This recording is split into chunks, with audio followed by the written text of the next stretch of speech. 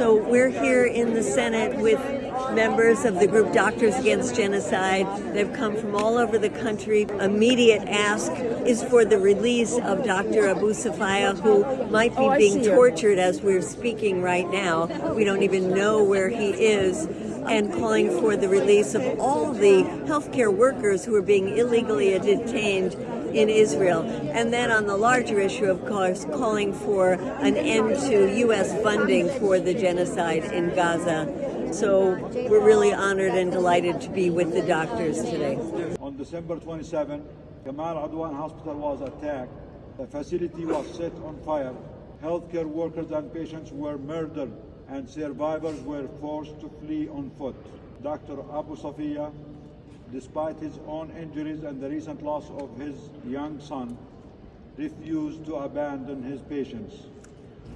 For his bravery, he was forcibly abducted, tortured, and taken to a detention facility notorious for its cruelty.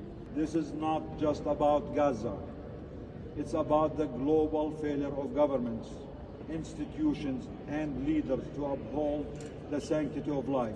It's about the complicity of mainstream media, which has distorted the truth or remained silent.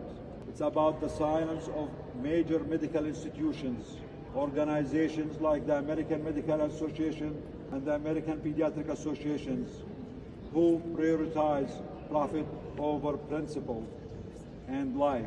These same institutions fail the average American every day. Our healthcare system is broken, driven by greed and neglecting those it is meant to serve. But today, we are not just here to condemn, we are here to act. Hope is not lost. Change is possible.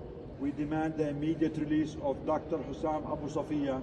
We demand an immediate end to the targeting of hospitals and healthcare institutions and healthcare workers.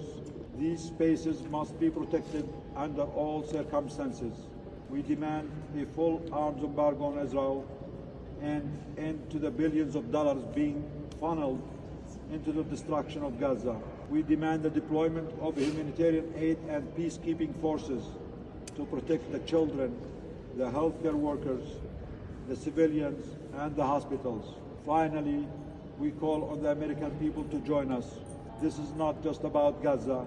This is about who we are as a nation. I've been horrified by what's going on in Gaza, the death and the destruction.